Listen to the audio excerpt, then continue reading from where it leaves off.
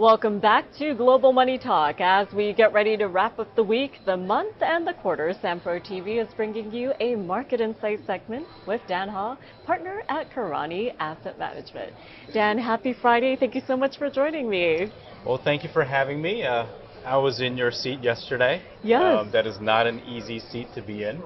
So thanks for having me. Well, it's great to have you here, and you're in this seat today for our Market Insight. Yes. So since you last joined me, we have seen the Federal Reserve move, and it's hard to believe it does feel like it's been weeks ago, but at the conclusion of the September Fed rate meeting, the central bank cut by 50 basis points, and much better than expected, but not a complete surprise. So since the last time you spoke with us, this has happened, and given the latest economic data releases that have come out, we could get another 50 basis point cut at the Fed meeting. But what do you make of the Fed's move at the conclusion of the September meeting? Right. So last week's move, the 50 basis point cut, was incrementally positive in my view. And let me explain why. So there are, even though I don't think this is a consensus view, there are some very smart people who believe that we are already in a recession. Like, for instance, Jeff Gundlach at DoubleLine Capital thinks that it's highly probable that we are already in a recession. So let's just suppose that we are in a recession. If we are in a recession, then you probably want the Fed to be cutting aggressively. 50 basis points isn't a supersized move, but it's certainly more aggressive than 25 basis points, right? So if the economy is already in a recession, then the focus should be on trying to bring the economy back on track as quickly as possible. And it's not going to happen overnight, so it'll take time. Fed policies do take time to go into effect into the real economy. So the Fed cutting by more, by 50 basis points, was a good move if we are in a recession. Now, let's say if we're not in a recession, which would then imply that the Fed is not late, that the Fed is not behind, and all the economic data indicates that the economy is slowing, and the inflation is also on track to be where the Fed, where the Fed wants it to be, which means that now probably is a good time for the Fed to start cutting, so that the Fed doesn't stay too tight for too long and pushing the economy into a recession. Therefore, cutting by 50 rather than 25 is probably a better move. So then maybe you achieve a soft landing that way. So. Now, you might think, okay, so it's like 50 basis points was a good move either way, like either scenario, so there's nothing that could have gone wrong. Well, there is a scenario where the 50 basis point cut could be a negative, and that is if inflation reaccelerates, which is not a commonly held view, I don't think. It's not my base case, but it is possible that that the Fed's 50 basis point cut could reignite inflation, and then the Fed would have to start tightening again, and that'll be bad. And like I said, that is not a widely held view, but Mark Twain said, "It ain't what you don't know that gets you into trouble; it's what you know for sure that just ain't so." Therefore, the fact that most people don't expect that to be the case, inflation reaccelerating. If it does happen, emphasis on if, but if it does happen, it'll probably hurt. So that would be the negative scenario, but barring that, the 50 basis point move seems to have been the right move, whether we're currently in a recession or not yet in a recession. And Dan, I think it's very helpful for the viewing audience for you to walk through these different opinions as well as different scenarios, because as you mentioned, we do not know what's coming down the pike, whether or not the economic data releases that are projected or forecasted come in line with estimates. And without that crystal ball, we don't know whether or not inflation may go up or down, at least in the long term. And I know that you pay attention to what is long-term. So when we're talking about the trajectory of the Federal Reserve, I think it's healthy and also helpful for you to talk about popular as well as unpopular opinions. Right, right. And I should probably bring this chart next time. I didn't bring it today, but DFA, Dimensional Fund Advisors, has produced this chart that demonstrates that even if you knew for sure what the Fed was going to do, what interest rates were going to do, it actually doesn't have that much. It doesn't really predict equity price performance over various different time periods, because equity prices is a multivariable problem.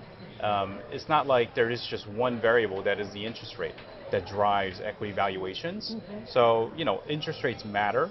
It is an important part of the variable, but it's not the only thing. Therefore, even if I knew, and I can't, and I should never, I should never know, even if I knew exactly what the Fed was going to do at the next meeting, it still doesn't. I still can't rely on that solely to predict how equity prices are going to move. So, we always have to think about, the likely outcomes, but like I said, there are these tail risks that we do have to be thinking about as investors, because, like I said, it's what you know for sure that just ain't so that could really hurt you. And you mentioned tail risks. So for those in the viewing audience who may not understand what you're referring to, can you explain what that is and how you're managing this? Right. So tail risk, I'm referring to unlikely events. So in a distribution curve, at the tail end are the low probability events, but it doesn't mean that they can never happen. It can happen, like black swans. Statistically, should almost never happen, but they happen, right? So you do have to think about, all right, if that were to happen, how am I exposed? And for us right now, like I said, the inflation reacceleration scenario would be a tail risk. And how are we managing that? We're basically avoiding things that have gone up as a result of the Fed rate cut expectations. So what are those? Small caps, real estate, home builders, banks, as well as non-profitable high growth companies, which are long duration assets. And these are things that have performed well with the expectation that the Fed will be cutting rates, because they benefit from lower interest rates. They're more rate sensitive assets. So as I mentioned a few weeks ago when I was on the show, these are the kinds of scenarios that we're not really interested in. We're not saying that they're not going to go up. That is not our position. But these sort of binary macro-based outcomes where, all right, if rates go up, they'll do poorly. If rates go down, they'll do well. It's not something that we're really interested in. So we just avoid these types of areas, except for home builders, which I do think presents an interesting risk reward. But besides that, the other sort of the more binary outcomes, we just stay clear. Well, Dan, I think it's very helpful when we're talking about investing. There are so many idioms, expressions, and terms. So to understand what tail risks are, it's helpful to visualize, right, a chart and seeing it like this and looking at the potential for these black swan events for minimal probability of these things happening. But one thing that you just mentioned right now is the non-profitable tech being a long duration asset. So can you explain this and break it down to our viewers? Right. So a long duration asset, put simply, means an asset where you'd have to wait a long time, where it would take a long time for you to start getting paid. So if you think about a company that is not profitable today, that is not expected to be profitable at least for the next 5-6 years, you basically have to wait that long before profits begin to show up. Because of the time value of money, we know that dollar today is worth more than dollar 10 years from now, which means that the longer I have to wait as an owner of that asset before I start seeing the profits roll in, the more sensitive that asset is going to be interest rates, which governs the discount rate. So it's important to understand that, because if you want to think about how you're going to be exposed in various interest rate environments, that's something that you have to understand, because you could buy a company that has really got really exciting growth story and is growing really robustly, but is reinvesting so heavily in the business that is not expected to generate a profit for 5, 7, 10 years. When interest rates move, they're going to be really sensitive. So, and it works both ways, right? So during COVID, when interest rates went to zero, that's when you saw a lot of these high growth, no profit technology companies get to really, really premium valuations. Because, like I said, long duration assets are sensitive to interest rates in both directions. But then when the Fed started to increase rates very aggressively, that's when these things really got crushed.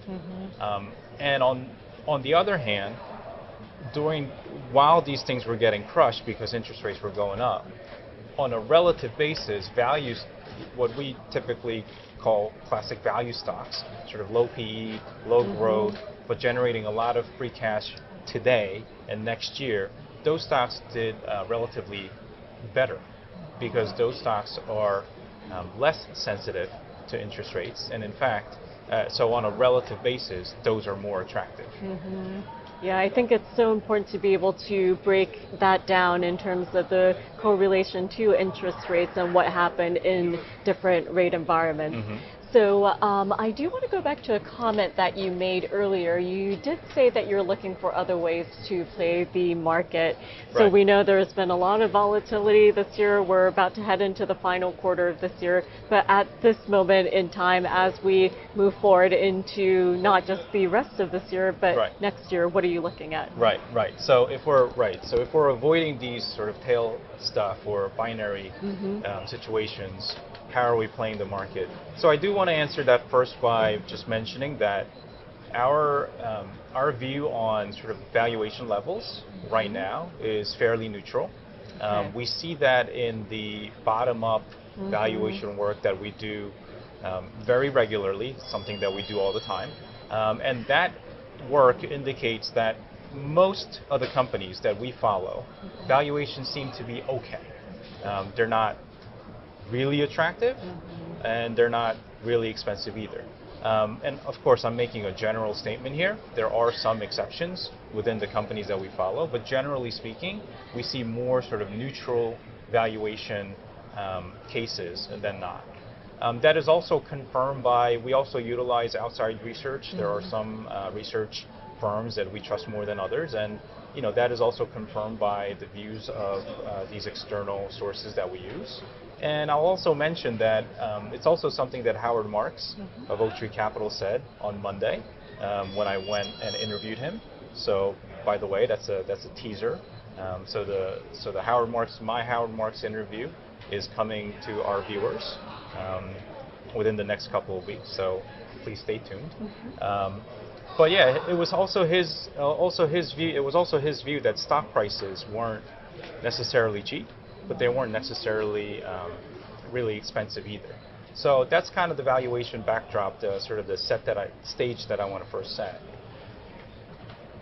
Now, and I've said this before, but we are finding more attractive risk-reward opportunities in the larger cap technology space. And let's put these companies through some of these scenarios, right? So let's suppose that we are currently in a recession, like some people argue.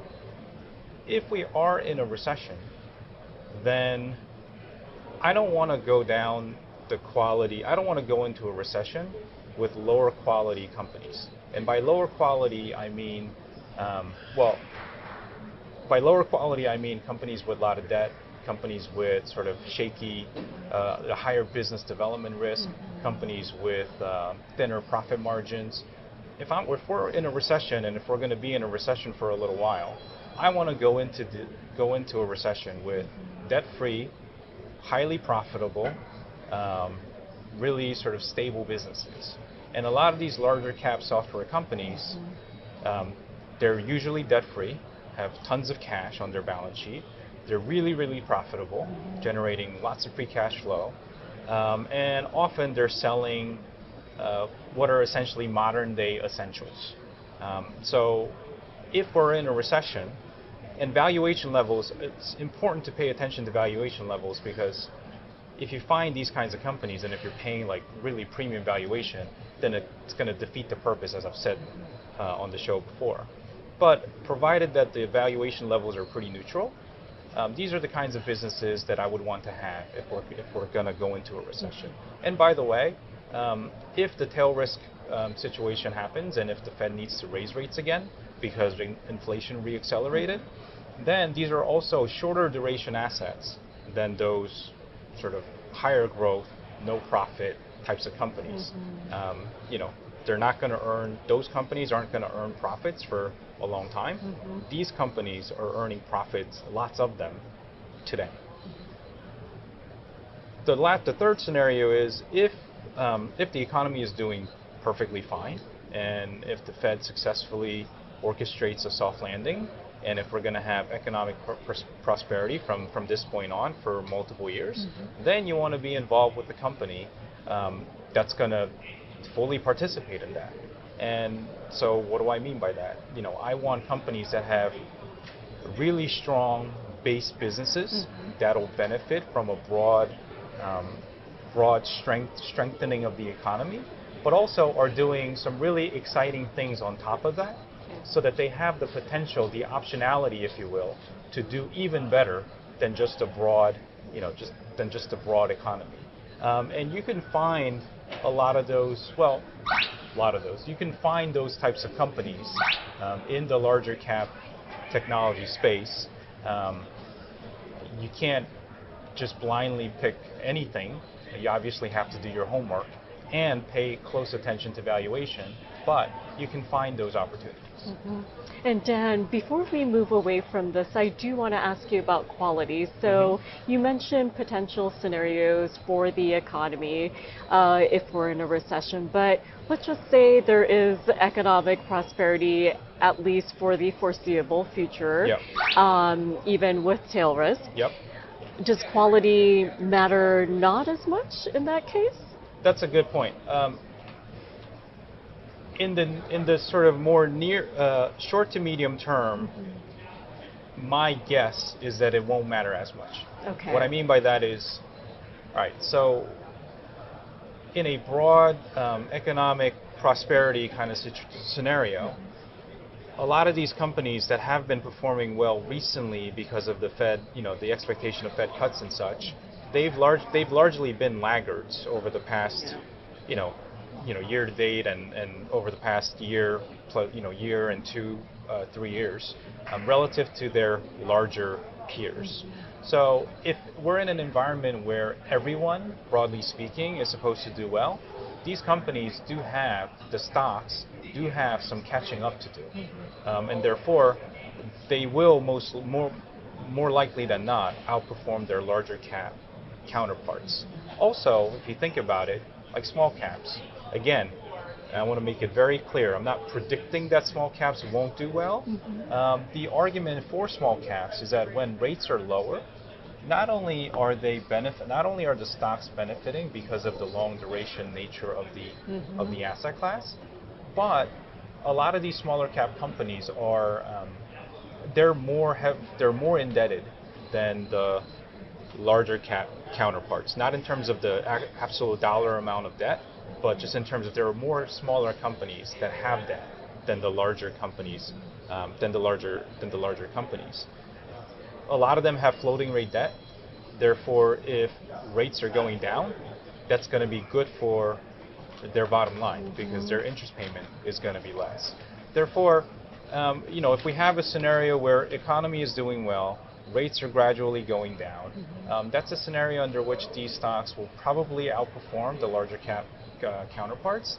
But in the really long term, it is our philosophy, it is our view that long-term investors ought to have sort of a quality bias. Because at the end of the day, over a very long-term period, and I've mentioned I referred to the Dimensional Fund Advisors work about interest rates not really having that big of an effect. Over a very long term, what's really going to drive stock price performance is earnings growth. And how do you get earnings growth? A company that is growing well in the top line, the company that is able to protect their, protect their margins as they grow. That's how you get earnings growth. And over the really long term, stock price follows earnings growth.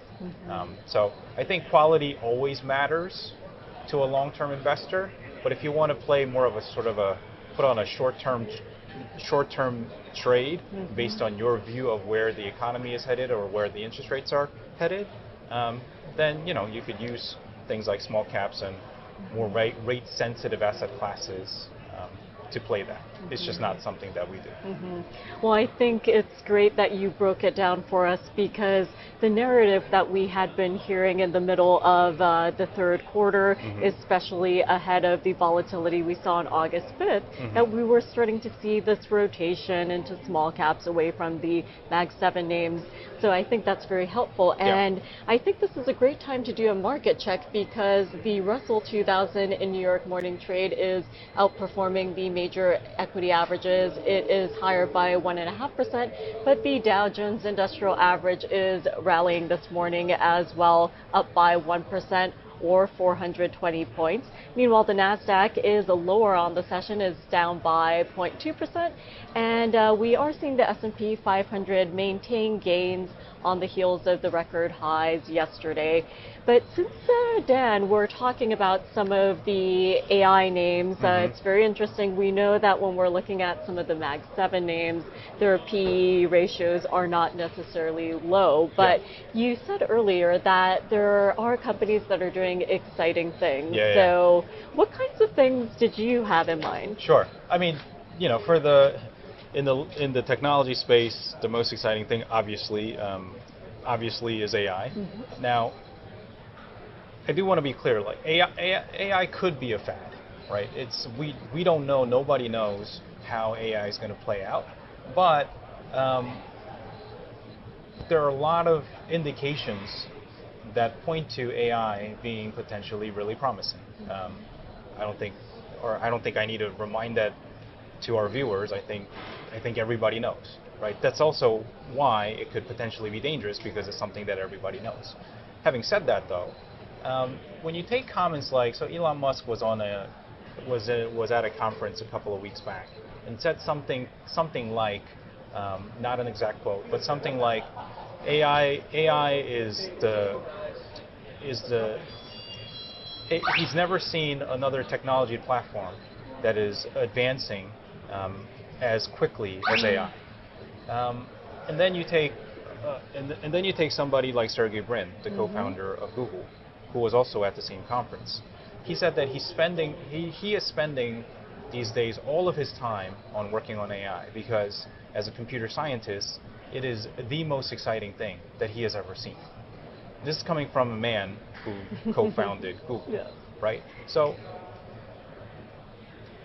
you could they're really at the forefront, and you could take their words at face value. I mean, Jensen Huang, at the forefront of all of this. He's really excited about it. Now, they could be wrong, right? So just because you're at the forefront doesn't mean you're always right. But you do have to think about, well, who's closer to the action here? And you don't always have to be the closest to the action to know the truth. So for instance, if we're talking about a really well-established, developed industry like chemicals, for instance, or oil and gas, you could be an outsider, not at the forefront of some chemical manufacturing technology, and know what is possible and not possible in the world of chemicals or in the world of oil and gas. But we're talking about something that is brand new, that has never been done before. And in a world, and when we're talking about something that is brand new, you do have to wonder, well, who's closer to truth? Yeah. Those that are really deep in the weeds and are at the forefront, or those who are kind of observing from afar and from the outside, if you will, and saying, I don't think that's going to be possible. So you do have to, that's something that we think about all the time as investors, who's closer to the truth and who do we want to believe? And when we look at AI, I'll share some stories. Amazon CEO Andy Jassy last month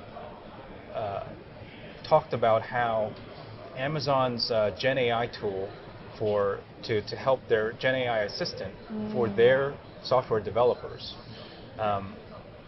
has saved the company 4,500 developer years by using that assistant. Considerable. It's not 4,500 developer hours. It's 4,500 developer years. Like, can you imagine that? That's that's a very long time. That could be a lifetime. Right. Well, like many generations. Yes. Right. Not only that, on top of that, they're also, according to Andy Jassy, so far has had something like $260 million worth of annualized worth of savings that come from efficiency gains by using this Gen AI assistant.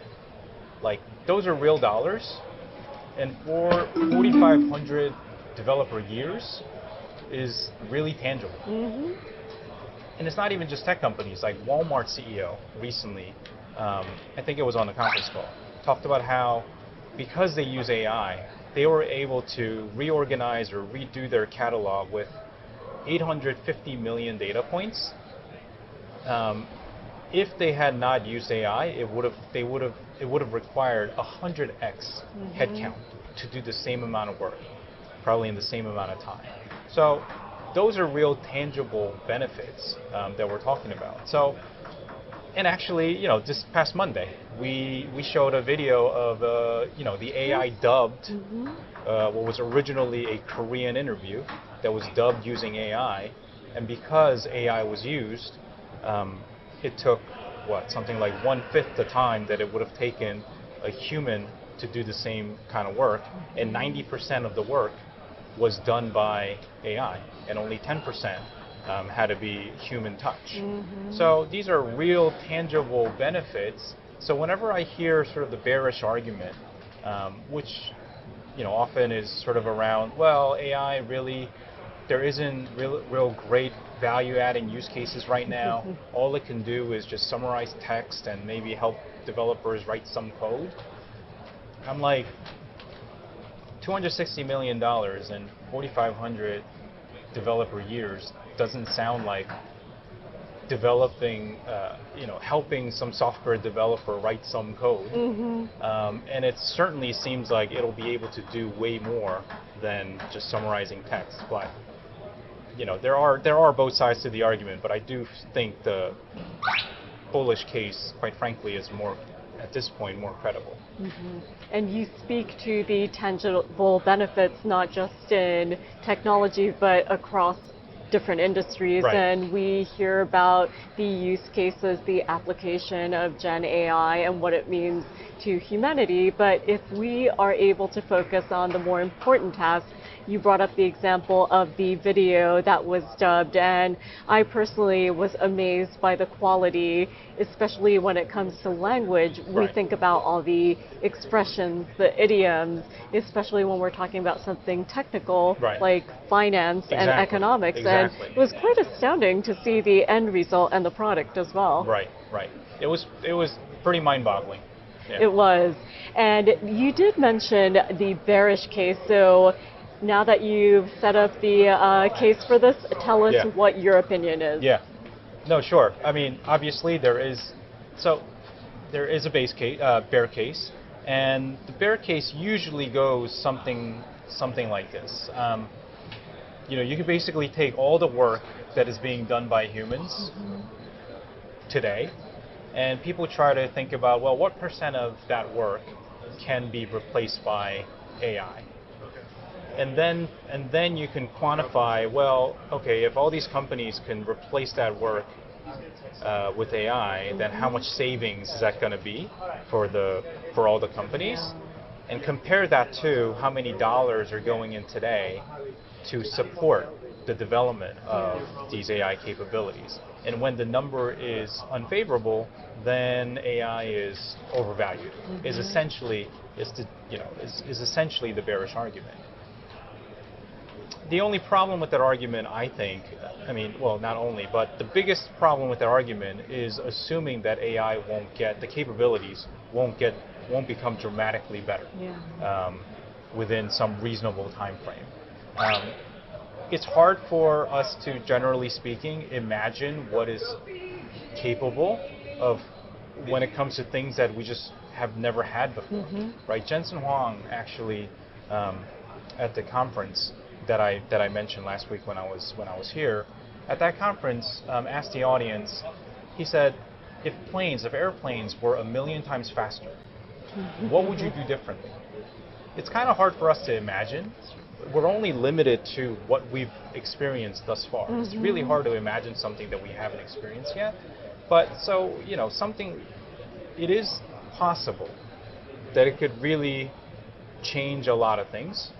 And it's just really hard to imagine. So sometimes it's helpful for me to think about, like, if I were to short NVIDIA or AI as a theme, then I would have to ask myself a question: what is my risk? What if all these things actually happen? Then my risk is like totally unlimited. So, that's how one needs to weigh sort of the risk reward of any theme or any investment proposition. And Dan, I personally have never thought about what would it mean, the implications if airplanes could go that much faster. Right. So perhaps that is how we should be thinking about artificial intelligence, or at least for a plot of a movie. Right. If you're trying to think about the bullish case in the risk-reward equation of AI, then yes, you do want to use your imagination. Okay, Dan, well, such a fruitful conversation on AI and where we stand right now in terms of investing. So thank you so much for joining me today. Pleasure. And that will do it for Global Money Talk live from the New York Stock Exchange. We're so excited to bring you daily coverage here on Sampro TV. You can check out the show anytime on our YouTube channel by searching Global Money Talk. Thank you so much for joining us. We will be back on Monday, so have a great weekend and have a great day.